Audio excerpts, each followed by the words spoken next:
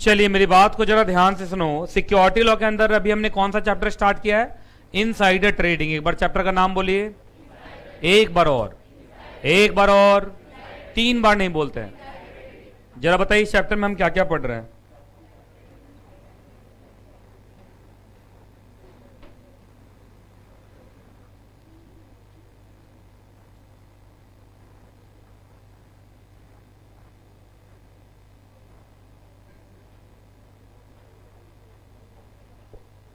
अगर देखेंगे तो हम ये पढ़ चुके हैं, तो इस चैप्टर में लास्ट का छोटा सा बचा हुआ है, उसको खत्म करते हैं।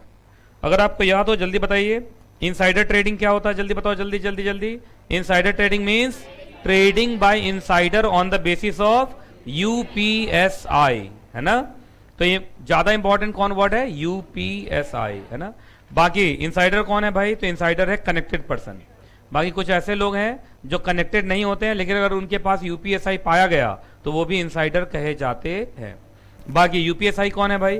तो यूपीएसआई एक ऐसा प्राइस सेंसिटिव इंफॉर्मेशन है जो कंपनी की तरफ से अभी पब्लिश हुआ नहीं है, जो जनरली अभी अवेलेबल पब्लिक के लिए नहीं है।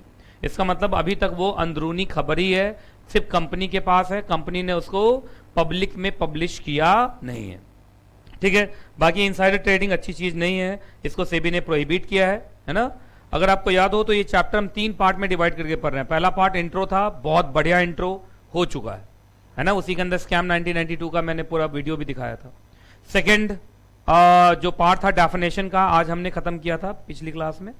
और उसके बाद स्टार्ट हुआ था रेगुलेटरी रिक्वायरमेंट, ये ना, ये था ना रेगुलेटरी रिक्वायरमेंट। अगर आपको याद हो रेगुलेटरी रिक्वायरमेंट 3 पार्ट में है। पहला तो क्या था? Restriction on communication and trading. Regulation 3 में कम्युनिकेशन एंड प्रोक्यूरमेंट के ऊपर क्या लगाया जाता है? रोक, अगर आपको याद हो, विद सर्टेन एक्सेप्शन। उसके बाद रेगुलेशन 4 में कहा गया था कि अगर आपके पास यूपीएसआई है तो आप ट्रेडिंग नहीं करेंगे, उसके भी कुछ डिफेंस थे, याद होगा। और ट्रेडिंग प्लान के हिसाब से करोगे तो कोई दिक्कत नहीं है, बशर्ते वो ट्रेडिंग प्लान कंप्लायंस ऑफिसर से अप्रूव्ड हो, प्रॉपरली पब्लिश्ड हो, याद है ना? चलिए, डिस्क्लोजर रेगुलेशन नंबर 6 में डिस्क्लोजर को लेके कुछ प्रिंसिपल्स थे, और 2 तरीके के डिस्क्लोजर से, initial disclosure and continual disclosure, ये सब हम पढ़ लिए थे। अब हमें क्या पढ़ना बाकी रह गया? कोड। कितने तरीके के कोड हैं? 2। रेगुलेशन 8 के अंदर क्या मिलेगा? Code of fair disclosure. और रेगुलेशन 9 में क्या मिलता है? Code of conduct.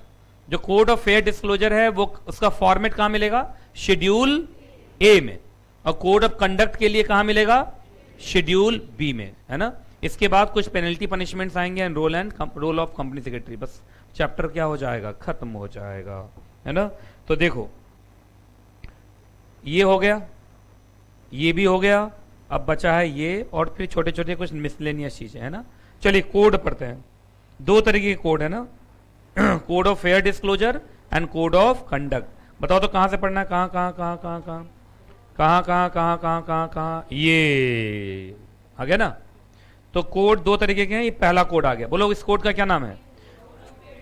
Code of fair disclosure पहले पढ़ेंगे, कंडक्ट वाला बाद में पढ़ेंगे, है ना? 2 है ना, कोड ऑफ फेयर डिस्क्लोजर अलग और कोड ऑफ कंडक्ट अलग। ठीक है, पहले पढ़ते हैं क्या? Code of fair disclosure regulation number 8। चलिए जी, सबसे पहले ये समझते कोड का मतलब क्या होता है? स्टैंडर्ड। कोड का मतलब स्टैंडर्ड, लिख लो। कोड का मतलब क्या होता है? स्टैंडर्ड। स्टैंडर्ड का मतलब ऐसा होना चाहिए, ऐसा होगा तो ज्यादा अच्छा होगा। अच्छा, कोड जल्दी बताइए, कोड के अंदर क्या होगा एग्जैक्टली? मतलब ये ऐसी चीजें हैं जो अगर इस ढंग से करेंगे तो सबसे बढ़िया कंप्लायंस होगा। चलिए शुरू करते हैं। ठीक है, चलिए आइए, कोड ऑफ फेयर डिस्क्लोजर। सबसे पहले ये किसको बनाना है भाई? Board of director of every company. अच्छा, एवरी कंपनी का मतलब लिस्टेड।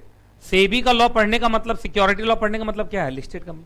अनलिस्टेड पे थोड़ी लगेगा सेबी का लॉ, इस आगे लिखा भी हुआ है, जिनकी सिक्योरिटीज स्टॉक एक्सचेंज पर लिस्टेड। ठीक है, क्या बनाना है उनको? अपने आप फॉर्मुलेट करना है और पब्लिश करना है। मतलब 2 काम करना है, फॉर्मुलेट भी करना है, मतलब पहले बनाना है, और उसको उठा के क्या कर देना है? पब्लिश कर देना है। कहां? अपने वेबसाइट पर। तो अभी हम चेक भी करेंगे कुछ लिस्टेड कंपनी का वेबसाइट कि वहां पर उनका कोड ऑफ फेयर डिस्क्लोजर है या नहीं। ठीक है, चलिए क्या बनाएंगे और क्या वो पब्लिश करेंगे? तो a code of practices and procedure for fair disclosure. अच्छा, डिस्क्लोजर किसका होता है जल्दी बताओ जोर से? यूपीएसआई का। तुम लोगों को बताया था मैंने, अगर इनसाइडर ट्रेडिंग से बचाना चाहते हो तो यूपीएसआई को ज्यादा देर तक यू मत रहने दो, है ना? जितना देर तक वो यू रहेगा उतना ही देर तक इनसाइडर ट्रेडिंग का डर रहेगा। अरे अनपब्लिश है तभी तो अंदरूनी खबर है, और जब तक अंदरूनी खबर है तभी तक इनसाइडर ट्रेडिंग का स्कोप है। लेकिन अगर आपने अनपब्लिश को पब्लिश कर दिया तो पब्लिक को पता चल गया, अब इनसाइडर ट्रेडिंग का कोई स्कोप ही नहीं है। तो इसलिए जो SEBI prohibition of insider trading regulation है, इसका मेजर एम्फेसिस किसके ऊपर है? डिस्क्लोजर। जितना जल्दी डिस्क्लोज करेंगे उतना कम इनसाइडर ट्रेडिंग होगा। तो disclosure and insider trading are, है ना, म्यूचुअली एक्सक्लूसिव? ना, higher the disclosure lower the insider trading. नहीं समझ में आया? Higher the disclosure lower the insider trading. Prompt the disclosure, prompt का मतलब जल्दी, प्रॉम्प्ट का मतलब जल्दी, जितना जल्दी डिस्क्लोजर करेंगे उतना कम क्या होगा? इनसाइडर। अच्छा, तो इसका मतलब बताइए कैसा रिलेटेड है? Inversely related. इनवर्स ही तो होता है उल्टा वाला। तो जल्दी बताइए, डिस्क्लोजर, डिस्क्लोजर और इनसाइडर ट्रेडिंग, बताइए इसके बीच में कैसा रिलेशन है? बोलो। इनवर्स रिलेशनशिप है। क्या है? Inverse relationship. बच्चों ने पढ़ा होगा। इनवर्स का मतलब उल्टा। अब देखो ऐसे, डिस्क्लोजर हायर है तो इनसाइडर ट्रेडिंग कम होगा, डिस्क्लोजर कम हो रहा है पब्लिक को तो इनसाइडर ट्रेडिंग ज्यादा होगा। अगर प्रॉम्प्ट डिस्क्लोजर है तो, प्रॉम्प्ट मतलब जल्दी, बोलो, तो भी इनसाइडर ट्रेडिंग कम होगा। जितना डिस्क्लोजर जल्दी होगा उतना ही इनसाइडर ट्रेडिंग रुकेगा। ये बात समझ में आ रहा है नहीं आ रहा? पहले बताइए आप। क्योंकि देखिए इनसाइडर ट्रेडिंग होता है on the basis of UPSI, unpublished price sensitive information. आप अनपब्लिश को पब्लिश कर दो, काम खत्म हो गया, यही ना? तो चलो इसको उतार लो। ये सब एक तरीके से मैं इतना बता दे रहा हूं ना, उसका कारण ये कि इतने साल से पढ़ा रहा हूं कि मैंने रिसर्च कर दिया इन लोग पे। अब मैं सिर्फ इंग्लिश हिंदी थोड़ी करता हूं किसी चीज पे। इतना साल से पढ़ाते पढ़ाते पढ़ाते पढ़ाते मन में अपने आप ही कॉन्सेप्ट बन जाता है। अब इस सब पे रिसर्च हो रही है, रिसर्च ही तो है कि डिस्क्लोजर एंड, अच्छा डिस्क्लोजर टू पब्लिक ले देना तो और अच्छा है।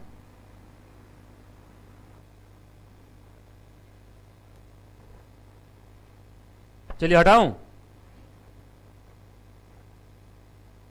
ये समझे कि नहीं समझे पहले बताओ?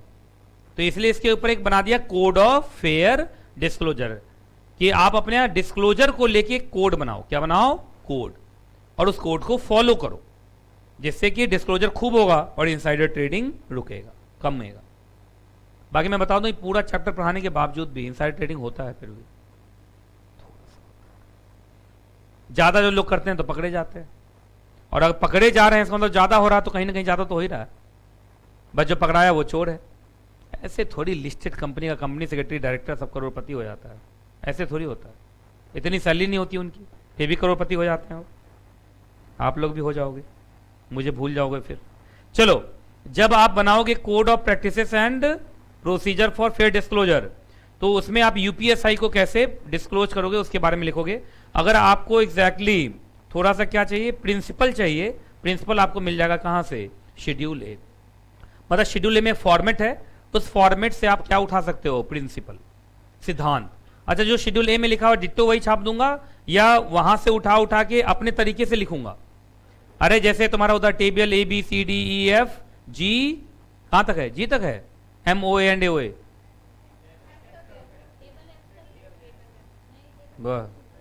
क्या बात है, दूसरा स्टार्ट होता है टेबल एफ से, आर्टिकल स्टार्ट होता है ना, तो एफ जी एच आई जे तक जाता है, ए बी सी डी ई ये हो गया M O A, F G H I J ये हो गया ए ओ ए।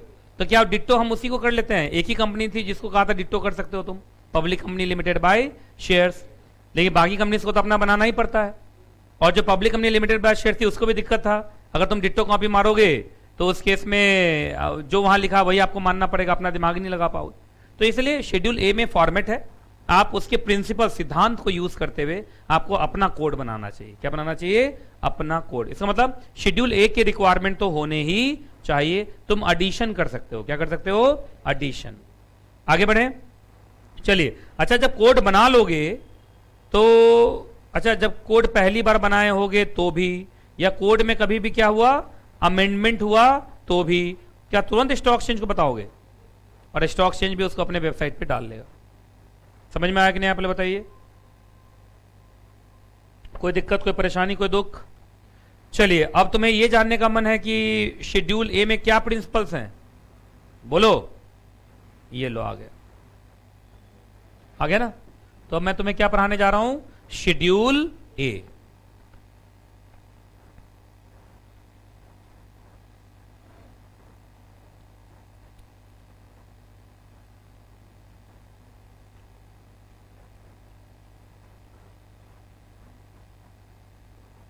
नाखून है? हाँ, नाखून तो बड़ा भयंकर है उसका यार। हॉरर फिल्म में उसको मिल जाएगा काम।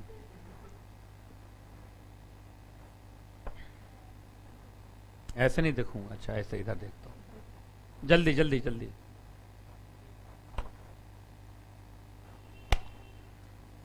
इसमें बैटरी खत्म होने के बावजूद भी काफी बैटरी रहता है, इसलिए आप लोग घर में रखो इसको, अपना यूज करो, छोटा सा बल्ब जलता है इससे। सच बोल रहा हूं, तुम लोग मजाक लग रहा है? मैं बचपन में ऐसा करता था।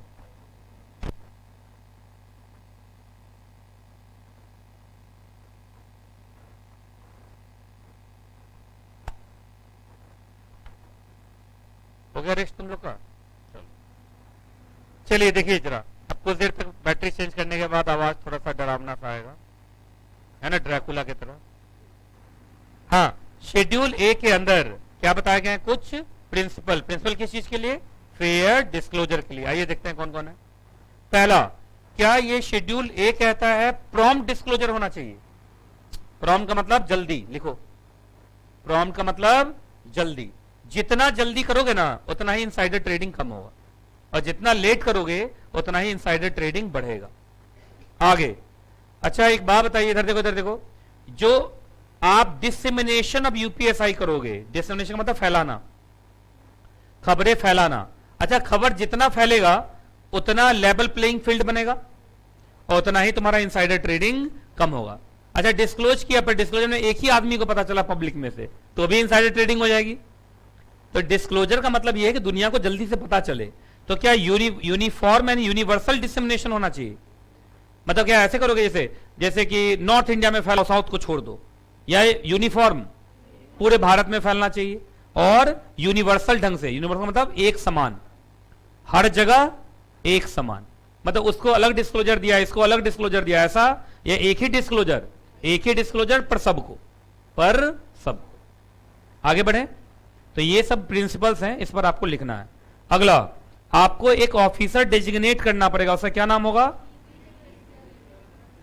तो अपॉइंट करना पड़ेगा, या पुराने में से डेजिग्नेट कर दो? पुराने में से डेजिग्नेट कर दो, अपॉइंट करने की जरूरत नहीं। फिर वही बात, कंपनी सेक्रेटरी लगता है मुझे, ये बनेगा, कंपनी सेक्रेटरी ही ये डेजिग्नेट होगा। क्यों? उसी को काम क्या दे देना? डिसेमिनेशन का। और कंपनी सेक्रेटरी एकदम उपयुक्त ऑफिसर है इसके लिए, बेकार में अलग से लिख दिया है ऑफिसर, कंप्लायंस ऑफिसर लिख देता, काम खत्म नहीं। चलिए आगे, अगला। उसके बाद फिर वही बोला, जब भी यूपीएसआई हो, जब भी क्या हो? यूपीएसआई हो, उसका प्रॉम्प्ट डिसेमिनेशन, मतलब भाई जल्दी से फैलाओ, जल्दी से फैलाओ। उसके बाद अच्छा, कोई क्वेरीज आती है न्यूज रिपोर्ट में और आपसे कोई पूछता है सर थोड़ा वेरीफाई कीजिए, क्या कीजिए? वेरीफाई कीजिए, मार्केट में आपके बारे में र्यूमर है, तो क्या तुरंत रिस्पॉन्स दोगे जिससे गलत खबर आपके बारे में फैल ना पाए? बात समझ में आ रही कि नहीं आ रही, पहले बताइए।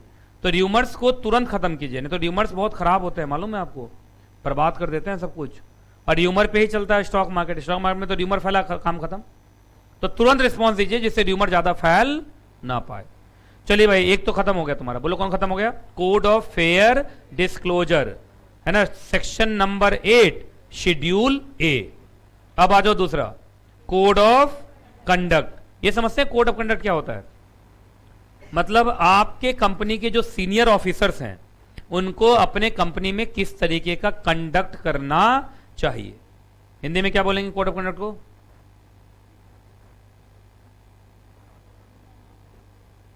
हाँ मतलब बड़ा अच्छा इसका एक मीनिंग था, मैं भूल गया। कि आपके व्यवहार, आपका, हाँ, आपका व्यवहार किस तरीके का होना चाहिए, आपका रहन सहन किस तरीके का होना चाहिए। तो आइए सबसे पहले बताओ ये किनको किनको बनाना, इधर देख लो। पहले तो board of director of every listed company भी, रुक जाओ, ऐसे नहीं रुको, ऐसे board of director of every listed company and board of director of every market intermediary. तो दो को पकड़ लिया। मार्केट इंटरमीडियरी याद है ना, section number 12, merchant banker, RTA, under writer, पढ़े थे नहीं सब। इन सबको अपने अपने यहां क्या बनाना है, कोड ऑफ कंडक्ट।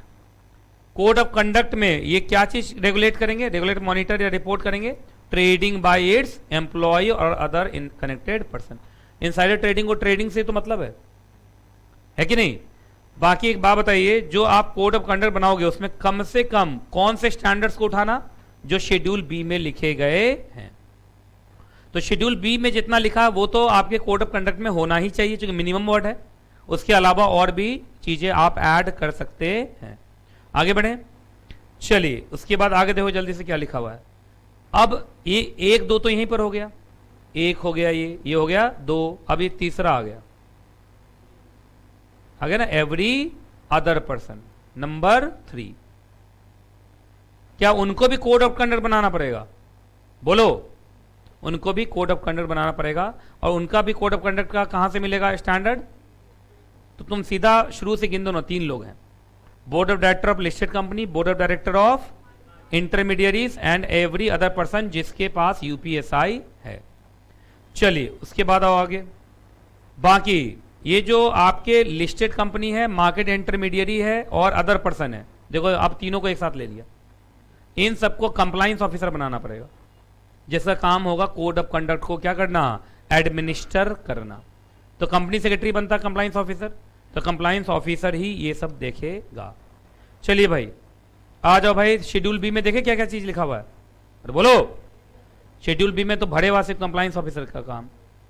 आ जाओ, कंप्लायंस ऑफिसर की ड्यूटी होगी कि बोर्ड ऑफ डायरेक्टर को वो रिपोर्ट करे, क्या करे, रिपोर्ट करे। और बोर्ड ऑफ डायरेक्टर में खासकर जो चेयरमैन ऑफ ऑडिट कमिटी है उसको तो जरूर रिपोर्ट करे। किस बात का रिपोर्ट करे, जल्दी बोलो, कि कोड ऑफ कंडक्ट की हालत क्या है। और कम से कम साल में एक बार तो जरूर, कम से कम साल में एक बार तो जरूर वो बताएगा कि क्या प्रोग्रेस है ना, अबाउट व्हाट, जल्दी बोलो, अबाउट व्हाट, कि कोड ऑफ कंडक्ट बना है कि नहीं, अगर बना है तो उसका कंप्लायंस हो रहा है या नहीं। आगे चले, चलिए उसके बाद जितने भी इंफॉर्मेशन कंपनी से जुड़े हुए होंगे उसको आपको हमेशा नीड टू नो बेसिस, इसका मतलब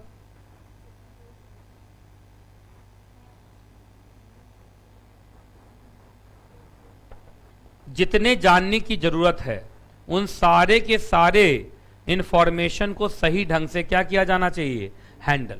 अब जैसे किसी कंपनी में कुत्ता भौंका तो आपको लगता है need to know basis information है, तो भौंका तो क्या हो गया, है कि नहीं। लेकिन कंपनी के अंदर मालूम चला है एक फैक्ट्री में आग लग गई, तो ये तो नीड टू नो बेसिस है ना। और उसके बाद जितने भी यूपीएसआई हैं,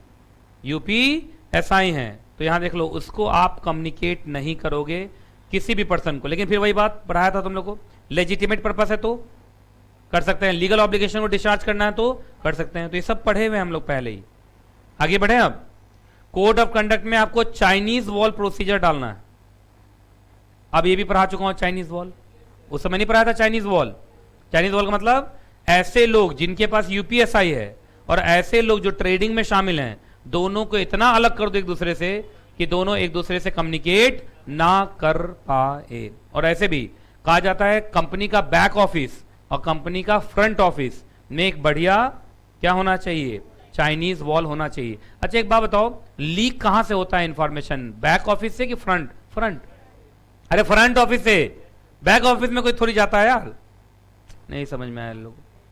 बैक ऑफिस में आदमी खुद जाता है कोई भी, कि फ्रंट ऑफिस में आता है रिसेप्शन पे पूछने के लिए। तो सबसे ज्यादा इंफॉर्मेशन कहां से लीक होता है, रिसेप्शन से। बैक ऑफिस में कहां कोई घुस पाता है बताइए। तो बैक ऑफिस और फ्रंट ऑफिस के बीच में एक प्रॉपर क्या होना चाहिए, चाइनीज वॉल। और उसके बाद क्या लिखा है, and process for permitting any designated person to cross the wall. मतलब कभी अगर हम दोनों में कनेक्शन होने दे तो किसको देंगे, कैसे देंगे, ये सब उसमें लिखा हुआ होना चाहिए। तो चाइनीज वॉल भी रहेगा, और क्रॉस द वॉल, क्रॉस मतलब चाइनीज वॉल को क्रॉस करना है तो कैसे क्रॉस करना है, क्रॉस करना मतलब आपस में अगर कम्युनिकेट होना भी है तो कैसे होना है, किस हद तक होना है, क्या तरीका होगा, ये सब लिखा हुआ होना चाहिए। तो चाइनीज वॉल का मतलब ऐसा नहीं कि किसी कंपनी में जाओगे तो वॉल दिखाई देगा, मतलब सिस्टम आपका ऐसा हो कि एक डिपार्टमेंट दूसरे डिपार्टमेंट से कम्युनिकेट ना कर पाए, या अगर करे भी तो उसका एक तरीका हो। अगला बोलो, जो डेजिग्नेटेड पर्सन है और उनके जो क्या है इमीडिएट रिलेटिव, क्या उनको भी इंटरनल कोड ऑफ कंडक्ट दिया जाना चाहिए और उनको भी उन्हीं के हिसाब से डील करना है? यस। तो सिर्फ एक बात बताइए, जो कंपनी के इनसाइडर हैं उन्हीं के लिए है या उनके रिलेटिव्स के लिए भी है? उनके रिलेटिव्स के लिए भी है, तो ये सबके लिए है एग्जैक्टली, और सबको ये फॉलो करना पड़ेगा। उसके बाद जो डेजिग्नेटेड पर्सन होंगे वो एग्जीक्यूट कर सकते हैं trade, but subject to compliance of this regulation. जैसे वो ट्रेडिंग प्लान के हिसाब से करें, किसके हिसाब से करें? ट्रेडिंग प्लान के हिसाब से करें।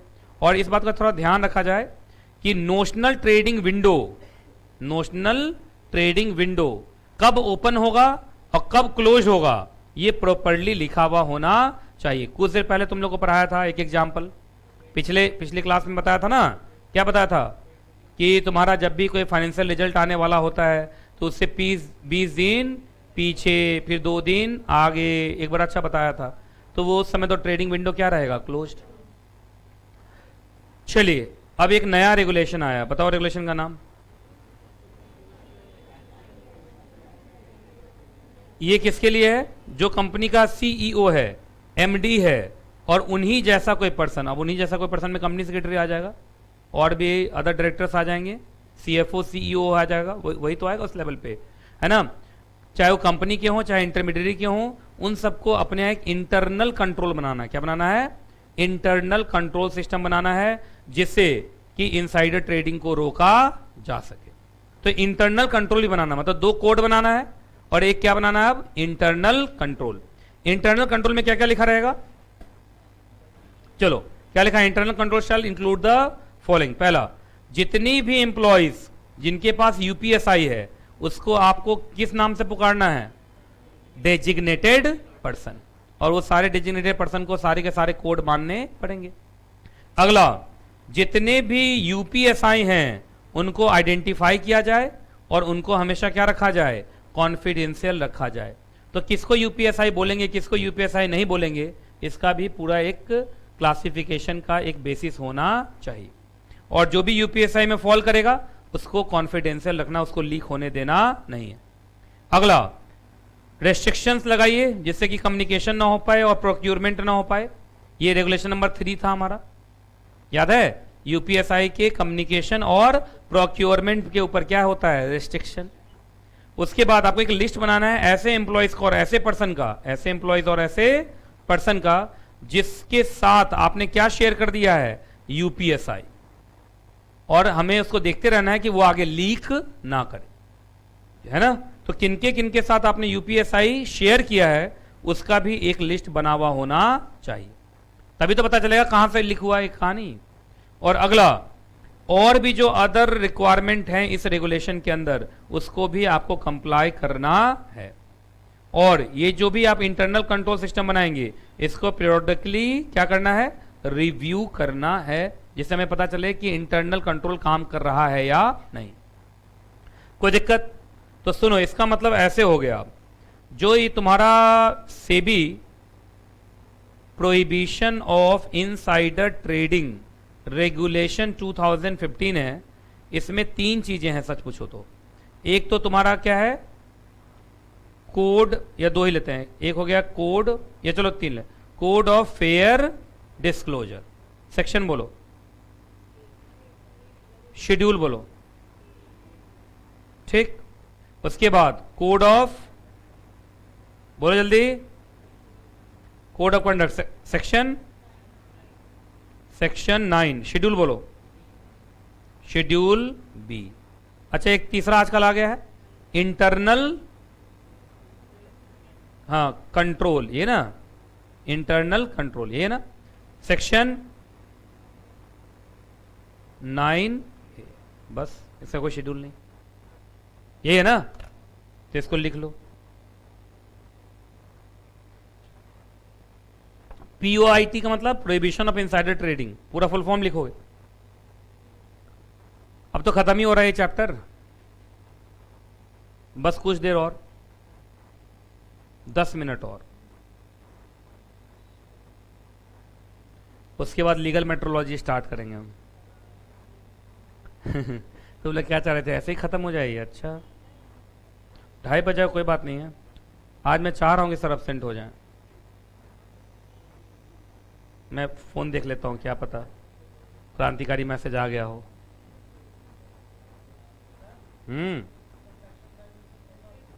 क्या? अरे सॉरी, हाँ ठीक बोला तुम लोग, ठीक बोला। सेक्शन नहीं होगा, क्या होगा?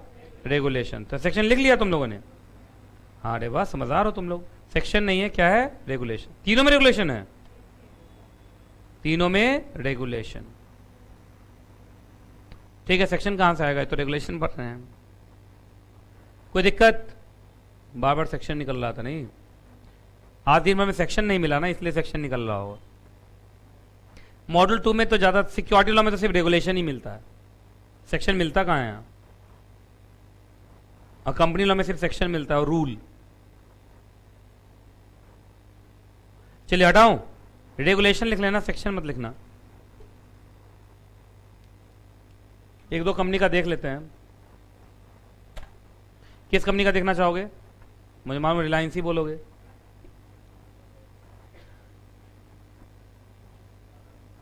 ब्रांड का नाम मत बोलो। Tata, Tata Motors,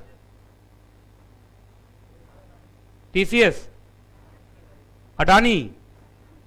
regulation 9A सबसे लास्ट में लिखा हुआ है, इंटरनल कंट्रोल लिखा हुआ लास्ट। चलिए बोलो किस कंपनी का देखना है? हैं? Tata Motors limited.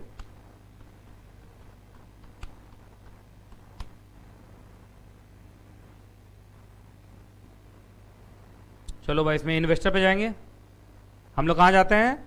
इन्वेस्टर। जरा बताओ तो इसमें क्या क्या लिखा हुआ रहा है?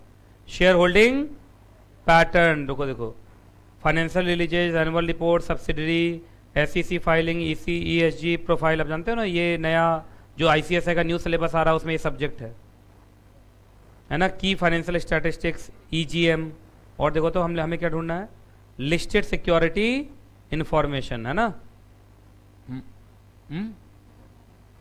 जूम होगा, अभी देखते हैं। अच्छा नहीं दिख पा रहा है अब। चलो बोलो, financial calendar, investor contact, invest chart. इसमें देखिए कहीं कहीं तो लिखा होगा।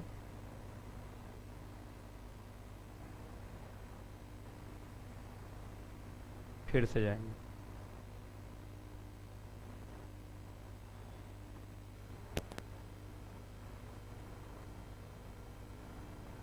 आ रहा है compliance report on corporate governance, आ रहा ना। देखो तो क्या क्या है?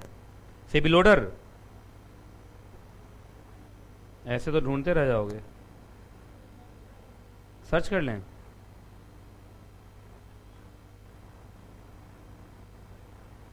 सेबी लोडर का ज़्यादा आता है।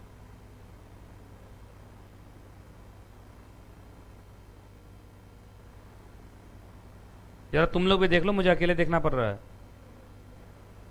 कहीं सारे ट्रेडिंग रेगुलेशन है कहीं? कहाँ सर्च करूं? सच में आ जाता है?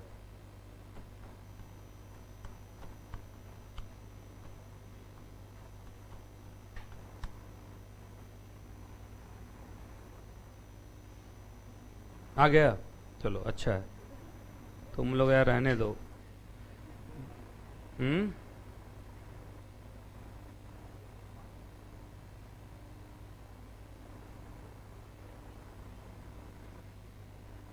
छोड़ो, दूसरे कंपनी का देखते हैं। रिलायंस का देखे?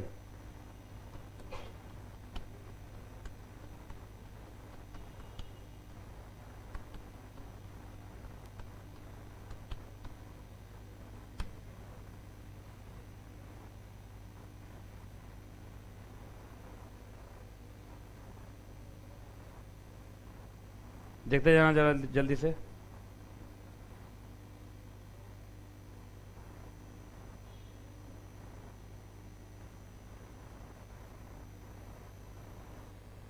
कौन सबसे भी लोडर लोडर चल रहा है? ये है ना अनऑडिटेड क्वार्टरली फाइनेंशियल रिजल्ट। देखो जल्दी देखो, चेक करो। इनसाइड ट्रेडिंग आ रहा है कहीं पे? छोड़ो, अब मैं सीधा ही सर्च कर लेता हूँ, ऐसे तो आया नहीं सीधा, बहुत टाइम लग जाएगा ऐसे में ढूंढने में। कोड ऑफ कंडक्ट,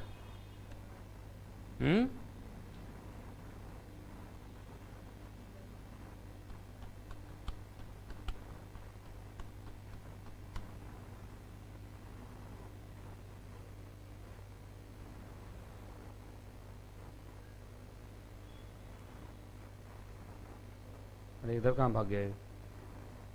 इधर आ जा, चल। हाँ, कौन है जानते हो तुम लोग? एक ही फोटो बार बार आता है इनका हर जगह। अरे यार, ये दो दो पेज में तो कम करना पड़ेगा। ये देखो आ गया ना कोड ऑफ कंडक्ट, ये सब बस।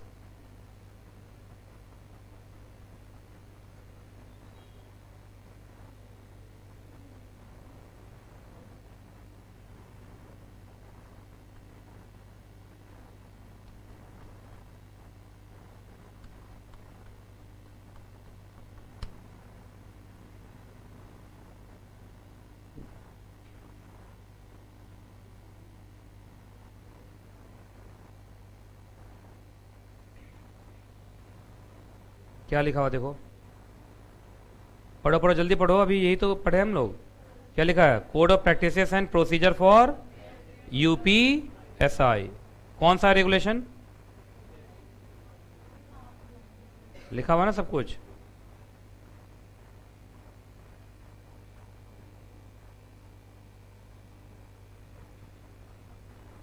बस, और किसी कंपनी का देखना है? बहुत हो गया।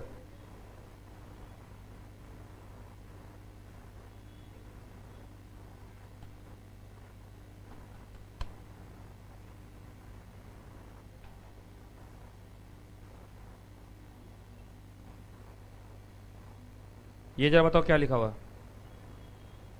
पढ़ो पढ़ो जल्दी पढ़ो। Tata code of conduct for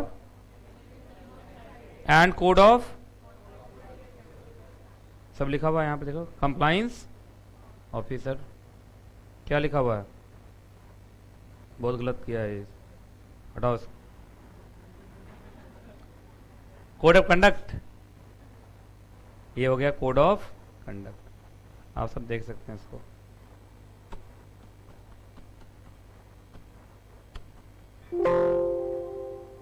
compliance officer के नाम से होगा। तो यही सब है भाई, और कंपनी का देखना चाहो तो देख सकते हो, बाकी घर पे जाकर देखना, इतना काम तो करोगे। चलो, इसका मतलब सबके वेबसाइट पर था। अब आइए सुनिए, अब हम पढ़ने वो जा रहे हैं जिसका इंतजार सबको था, और वो क्या है जल्दी बताओ?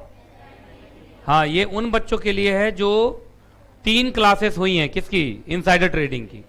तीनों में से किसी को मिस किया है, तीनों में से किसी को मिस किया है, फिजिकली मिस किया है।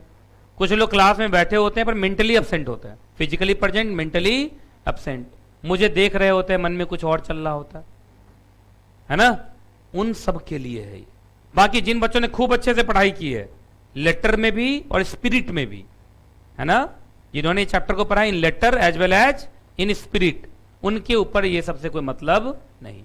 तो वो अगर छोड़ भी दे तो भी चलेगा, मतलब छोड़ना मत, एग्जाम में आ सकता है, लेकिन आपके ऊपर इसका खतरा नहीं है। तो जल्दी जल्दी बताओ कौन कौन ऐसे बच्चे हैं जो 3 क्लास में से कोई ना कोई क्लास मिस किए हैं? वो अब कोई कोई कैसे बोलेगा मैं ही मिस हुआ हूंगा, तुम लोग तो अकेले आके पढ़ लिए होगे। चलिए सुनिए, जब भी इनसाइडर ट्रेडिंग को तुम क्या करो, इनसाइडर ट्रेडिंग करोगे तो इसका मतलब तुमने सेबी के लॉ का कॉन्ट्रावेंशन किया। सेबी के लॉ का कॉन्ट्रावेंशन हुआ ना, तो पहले तो जनरल पेनल्टी है वो बता रहा हूं। ये कौन है? जनरल पेनल्टी या punishment, general penalty and punishment. ये किस चीज के लिए? कि आपने सिक्योरिटी लॉ को नहीं माना। किसको नहीं माना आपने? सिक्योरिटी लॉ को नहीं माना। वो कहां लिखा हुआ? Section number 24 of SEBI act, general. देखो क्या लिखा हुआ है यहां पर, ध्यान से सुनिए। अगर किसी भी पर्सन ने सेबी एक्ट को, सेबी एक्ट के अंदर बने गए रूल्स को, सीबी एक्ट के अंदर बनाए गए रेगुलेशन को अगर कॉन्ट्रावीन करता है तो देख लो इधर, उसको जेल हो सकती है 10 साल तक की, और 25 करोड़ रुपए तक का क्या हो सकता है, जुर्माना हो सकता है। और अगर आप बहुत बड़े गोलू हैं तो दोनों भी हो सकता है। क्या हो सकता है, दोनों भी हो सकता है। तो जल्दी बताइए, अगर कभी भी आपने सिक्योरिटी लॉ का, किसका, सिक्योरिटी लॉ का कॉन्ट्रावेंशन किया है तो उस केस में, सिक्योरिटी लॉ का मतलब सेबी एक्ट, सेबी एक्ट के अंदर बनाए गए रूल्स, सेबी एक्ट के अंदर बनाए गए रेगुलेशन, तो अगर सिक्योरिटी लॉ का कॉन्ट्रावेंशन किया है तो 10 साल तक की जेल, 25 करोड़ रुपए तक का जुर्माना, और दोनों भी हो सकता है। अब सुनिए, मजा तो अब है सेकंड वाले में। जैसे आपके ऊपर मान लीजिए 5 करोड़ का पेनल्टी लगा दिया। यहां एक अच्छी बात है कि 25 करोड़ मैक्सिमम है। अभी जो आप देख रहे हैं वो 25 करोड़ क्या है, मैक्सिमम। मान लीजिए आप पर 10 करोड़ का पेनल्टी लगाया गया और आपने 10 करोड़ का पेनल्टी जमा नहीं किया, या आपको कोई डायरेक्शन दिया गया वो आपने माना नहीं, कोई ऑर्डर दिया गया आपने उसको माना नहीं, तो याद रखिएगा 1 महीने से लेकर 10 साल तक का जेल हो सकता है और 25 करोड़ रुपए तक का जुर्माना हो सकता है, और दोनों भी हो सकता है। मतलब ये अजीब बात है, जैसे पहली बार में 25 करोड़ का पेनल्टी लगा दिया, तुमने जमा नहीं किया तो फिर से 25 करोड़, नहीं समझ में आया। अरे ये लिखा हुआ है ना कि अगर आपने पेनल्टी जमा नहीं किया तो 25 करोड़ रुपए तक का जुर्माना, 10 साल तक की जेल, और दोनों भी हो सकता है। बात समझ में आ गया। तो ये जनरल था, क्योंकि इसमें इनसाइडर ट्रेडिंग वर्ड कहीं भी नहीं था। अच्छा था इनसाइडर ट्रेडिंग कहीं लिखा हुआ, देखो तो सेक्शन 24 में इनसाइडर ट्रेडिंग कहीं लिखा हुआ है, तो ये जनरलाइज्ड है। क्या है, जनरलाइज्ड। अब इनसाइडर ट्रेडिंग के लिए अलग से लिखा गया, मजा यहां है। और इनसाइडर ट्रेडिंग के लिए जो पेनल्टी लिखा गया, कहां लिखा गया है, 15G ऑफ सेबी एक्ट। और यहां पर देखो इसका हेडिंग ही क्या है, पेनल्टी फॉर इनसाइडर ट्रेडिंग। तो सुन लीजिए, अगर किसी इंसाइडर ने अगर इनसाइडर ट्रेडिंग की, अब इनसाइडर ट्रेडिंग कब माना जाएगा, जो उसको डील करने से मना किया गया था, डील कर लिया, ट्रेड करने से मना किया गया था, ट्रेड कर लिया, तो याद रखिएगा 25 करोड़ रुपीस, देखो यहां विच में एक्सटेंड टू नहीं है, सीधा 25 करोड़ है, 25 करोड़ और 3 times the amount of profit made out of insider trading whichever is higher है इस बार। इसका मतलब समझिए आप, 15G क्या कहता है, सो सुनो। 15G का कहना है कि रुपीस 25 करोड़ और 3 into amount of profit made out of insider trading, मतलब इनसाइडर ट्रेडिंग से जितना भी फायदा तुमने कमाया है ना, उसका 3 गुना। लास्ट में क्या लिखा है, सबसे अजीब बात यहां पे, विच एवर इज हायर। दिक्कत यहां है। अब मैं बताऊं एग्जाम्पल, चलो सुनो, ये उतारना तो नहीं तुम लोग को, पहले अगर अलग से उतार लोगे तो ज्यादा अच्छा याद रहेगा तुम लोग को। इसमें सबसे दर्दनाक क्या है, विच एवर इज हायर, काफी दर्दनाक है। कुछ पंछी मुझे पिछली क्लास में दिखाई नहीं दिया, अभी दिखाई दे रहे हैं। कुछ लोग आए हैं क्या, अभी ऐड हुए हैं क्या, तुम अभी ऐड हुई हो, शुरू से हो तुम? अच्छा, आज मैं इधर देख नहीं रहा हूं, लग रहा है मैं इधर ही देखे जा रहा हूं, ऐसा लग रहा है क्या आज? तो बोल दिया करो, फीस तो सब दिया है ना मजाक कर रहा हूं, लेकिन बोल दिया करो। अगर कभी कभी ऐसा होता है, ऐसे बैठ जाता हूं तो ऐसे ही देखता चला जाता हूं। उतार लिया। 15G में क्या है, पेनल्टी फॉर इनसाइडर ट्रेडिंग, तो 25 करोड़ और 3 times the amount of profit made out of insider trading whichever is higher. ठीक है, चलिए हटाऊं क्या, चलो एक एग्जांपल ले लेते हैं। चलो एग्जांपल लेता हूं किसका, सो देखो, क्रांतिकारी पुरुष महिला का, मतलब दोनों अलग, मतलब पुरुष अलग महिला अलग, है ना। चलिए, मालूम चला सबसे पीछे बैठी हुई है, नाम भूल गया, हाँ बोले सबसे पीछे, विधि कंपनी सेक्रेटरी बनी। ठीक है, कंपनी सेक्रेटरी बनने के बाद पहले दिन ही कंपनी में, है ना, इनसाइडर ट्रेडिंग की। क्या की, इनसाइडर ट्रेडिंग। और इनसाइडर ट्रेडिंग से 5 लाख रुपया कमाई। समझ में आया? पहले दिन कंपनी सेक्रेटरी बनी और कंपनी में घुसते ही इनसाइडर ट्रेडिंग कर ली और 5 लाख रुपया कमाई, तो 5 लाख इंटू 3 15 लाख और 25 crore, whichever is higher. तो 25 करोड़ रुपए का उसके ऊपर पेनल्टी लगेगा। बात समझ में आ रही कि नहीं आ रही है? ठीक है। और ऊपर से सेक्शन 24 था, वो पीछे 24 ही था या 24 के साथ कुछ और भी था? सिर्फ 24 ना, उसमें 10 साल की जेल तो है ही, तो चिंता क्या करना, वो बोथ भी है।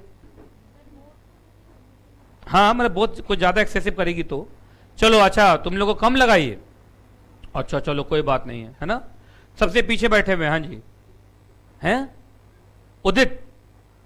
उदित ने कहा नहीं नहीं अरे यार मतलब अच्छा करो कुछ यार, मतलब कॉन्ट्रावेंशन करो तो इस लेवल का करो कि जिंदगी भर चला लें पैसा। 500 करोड़ रुपया कमाया। कितना कमाया? 500 करोड़। तो 500 करोड़ इंटू 3 1500 करोड़ और 25 crore, whichever is higher, तो 1500 करोड़ का उसके ऊपर पेनल्टी लगेगा। अब बताइए जितने लोग सपना बीच बीच में देखे थे और पहली क्लास में मैंने इनसाइडर ट्रेडिंग का कितना फायदा दिखाया था, वो फायदा ज्यादा अच्छा है या ये पेनल्टी ज्यादा नुकसानदायक है? और 10 साल की जेल पीछे पेज पर था, 24 भी तो लगेगा। तो जल्दी बताओ, आप बताओ कितने लोग करेंगे इनसाइडर ट्रेडिंग? कहा सर हम करेंगे लेकिन पकड़े गए तब ना ये सब है, लेकिन नहीं पकड़े गए तो चलेगा, लेकिन पकड़े गए ना तो जिंदगी खराब हो जाएगी। अच्छा ऑनलाइन वाला बच्चा सब पूछ रहा है सर यहां घूस नहीं चलेगा क्या? मान लीजिए इस केस में 1500 करोड़ की पेनल्टी है, 1500 करोड़ पेनल्टी है, सर घूस वूस दे के अगर इसको थोड़ा कम कर ले तो। अब मैं इस पे क्या ही बोल सकता हूं, देख लेना भाई। लेकिन लोग फिर भी करते हैं इनसाइडर ट्रेडिंग, और इनसाइडर ट्रेडिंग का बहुत केस है। अभी देखिए मैं गूगल न्यूज पे आपके सामने सिर्फ इनसाइडर ट्रेडिंग लिखूंगा, 2-4 केस तो आ ही जाएंगे, है ना। लिख तो हम मालूम है तुम लोग को यही सब पसंद आता है, ये गूगल है यहीं से न्यूज मिलेगा ना। कहाँ न्यूज कहाँ मिलेगा, कहाँ न्यूज है, कहाँ न्यूज लिखा हुआ है? नहीं इसमें न्यूज लिखा रहता है यार, सीधा सर्च कर लूंगा कुछ और सर्च में आ गया तो तुम लोग को एक सेकंड बस, इनसाइडर ट्रेडिंग, एक सेकंड रुको, क्या हो गया? तबीयत खराब हो रही है? अच्छा पानी सोचो ना, पानी तो हो जाएगी, ठीक हो जाएगी। ये एसी चलवा दूं वापस? नहीं अच्छा सो दो, हो जाएगा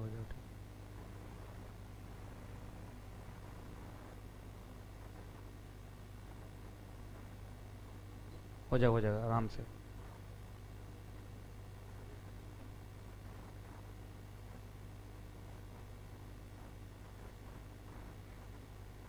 तुम लोग इधर देखो, पढ़ाई पर ध्यान दो प्लीज, ये ठीक हो जाएगी अपने आप, नॉर्मल है ना, ज्यादा आप अटेंशन देंगे तो भी प्रेशर आता है बच्चों पे, ये हो जाएगी, ठीक हो जाएगी। अभी देखो जरा क्या लिखा हुआ है इधर देखो,